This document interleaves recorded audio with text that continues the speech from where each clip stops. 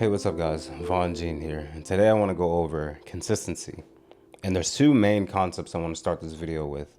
Number one, not punishing yourself for being inconsistent. And number two, understanding that consistency comes in waves and leveraging that for longevity. So as always, relax, kick back. I'm not about to yell at you and tell you to just be more consistent. Let's just get started with what actually works. Consistency is intensity in waves. So there's two parts of this wave that I want to really point out. There's peak intensity and then the valleys. Peak intensity is when you're doing all your tasks, you're checking your boxes just fine, you're tracking all your habits just well, you're avoiding the things that you should not be doing, and you're doing the things that you should be doing, which is great. Then you have the valleys where everything seems like a task. Maybe you just don't feel it anymore. You're not really on track with the habits you're doing, or you only make it half the day and then you kind of quit out and you start scrolling on your phone and things like that. Both of these are good things. I know that may sound like a surprise, but they're both a good thing. I'm gonna point out how to exactly ride this wave of intensity and valleys though. The main thing I wanna point out is do not force it. You guys know here, I don't believe in the grind set. I don't believe in just brute force productivity or anything like that. I don't think it's mentally healthy, and it does not last long. So what do we do when these valleys show up? Well, all you do is commit to a very small amount of time in these things because it's natural. Life often is going to dictate when these valleys show up. You can have everything set in place and everything's running smooth, but then something happens, maybe family issues, some seasonal depression or mental issues. Maybe that girl won't text you back, or you're hungry. I don't know. Whatever goes on in your life that dictates your mood, that's kind of what will put you in the valley. So what I mean by showing up is just whatever you have, commit to a very small amount of it. If you're studying a language, just a couple vocab words, maybe a couple sentences.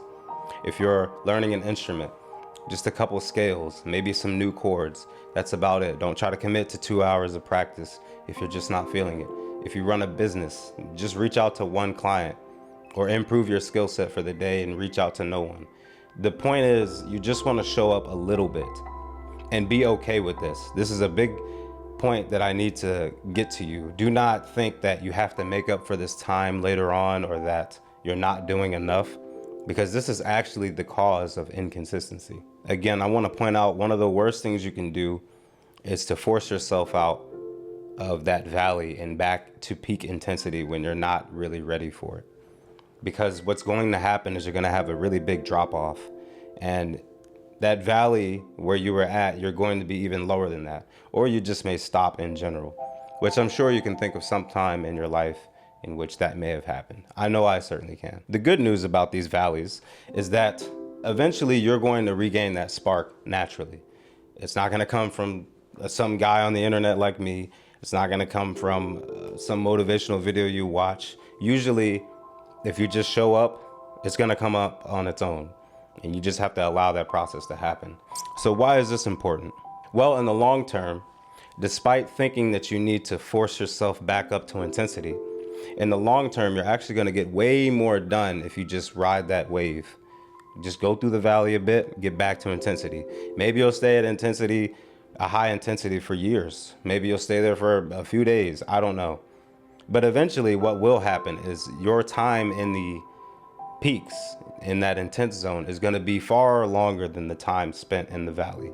It's also important because if you keep forcing yourself to do things up in that high intensity range, you're just going to burn out eventually or crash out. I definitely experienced this in my 20s several times. And ever since then, ever since I learned this lesson, I've rode the waves just a little bit up to a point where now I pretty much coast at a high intensity.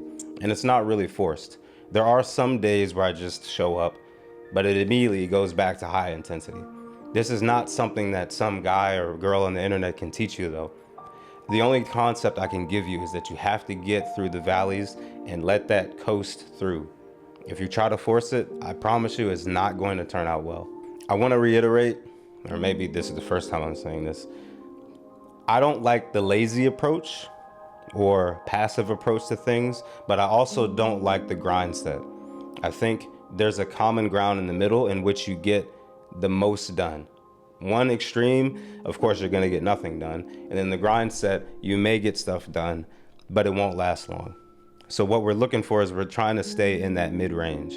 Now, this part of the video is probably one of the more difficult parts to hear, but I need you to stick with me because this is also a huge cause of inconsistency.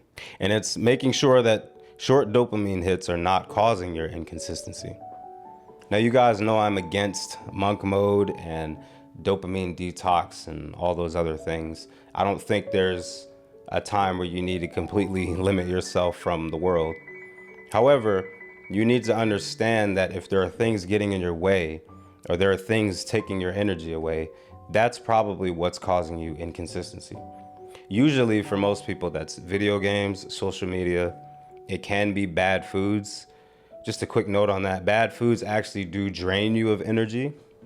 Here and there, have some ice cream and all that. But if you're eating bad foods consistently, it is actually going to take away a lot of the vitamins and minerals that you need to operate at an optimal level.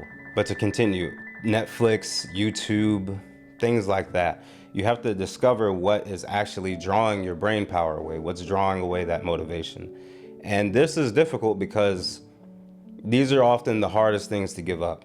Now, I'm not saying you have to give it up completely, but what you should do is not touch any of those things until you've done those tasks for the day. So what this means is if you're trying to learn a new language and a new instrument and work on that business, you don't need to touch Instagram, Twitter, Facebook, maybe not even YouTube until you've practiced all those things. I would highly recommend this approach. And the good thing about it is that you'll actually have more time to commit to scrolling and dithering away on the apps if you just focus on those things that you know you need to do. This is a bit silly, but I often think of it like a dog or a cat. You tell it to roll over or jump on the couch or whatever you tell it to do, and then you give it a treat. You don't give it a treat and then try to get it to roll over, because it may not. It's just gonna say, oh, thanks for the treat, I'm out of here. So I'm not saying you're a dog, but try to treat yourself like that. Maybe treat yourself like a house cat, whatever works for you. My point is, do the productive things first, then get to having your treat. If you're at a place like your job or in school or where you cannot really be productive, what you can do is fill in those downtimes with information about the things you want to do. So if you're learning a new language or instrument, you can learn more notes, scales, vocabulary words, sentences. If you're starting a business, you can learn more about that, taxes, LLCs, S-corps, all those kinds of things. Whatever you're trying to do. If you're a painter, an athlete, you can study footage or art, whatever caters to what you're trying to do. Just really try to stay off the apps. I don't care if you have to stare at the wall, go outside and talk to the tree. I don't know. You just really try to say, hey, I'm not going to zap my brain power on these things until after I can do what I really want to do. Okay, now the tough part is over. We can get to the more relieving part and one of the most important parts of this video. Let go of your years of inconsistency. Oftentimes, when I talk to people about consistency, one of the main themes I hear is they're always comparing themselves to the times that they were inconsistent. And I'm gonna say now, if you have a really bad starting block like that, it's just not going to work. You're always gonna be consistently comparing yourself to what you've failed at in the past, and you're just going to keep dragging yourself back to that point of inconsistency. I don't care if you keep failing at a goal months in a row or every week. Really try to make it a point to start from a really clean slate, because this way you're not trying to make up for lost time. You're not trying to compare yourself to what you did.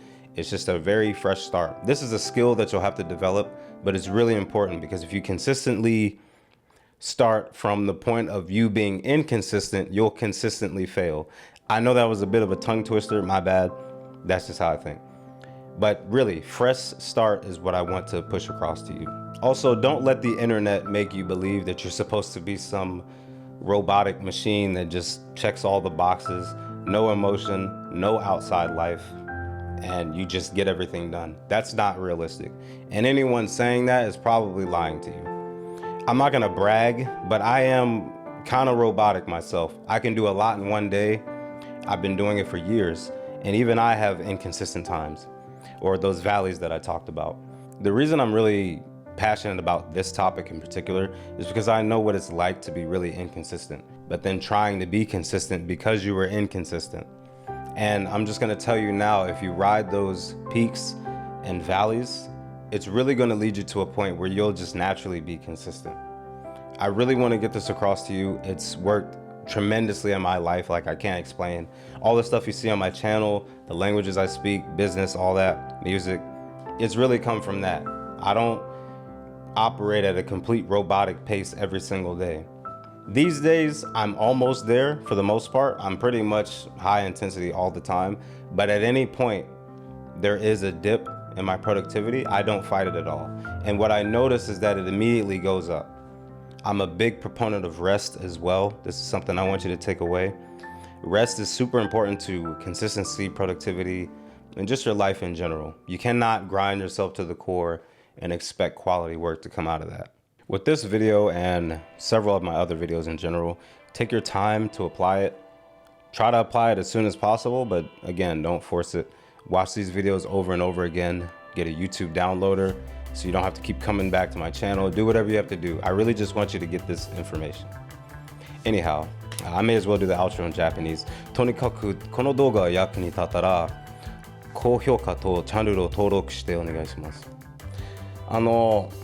登録しないとジョジョの奇妙な冒険かヨシカゲキラ起きちゃうぞ。And I'll see you guys in the next one. Peace.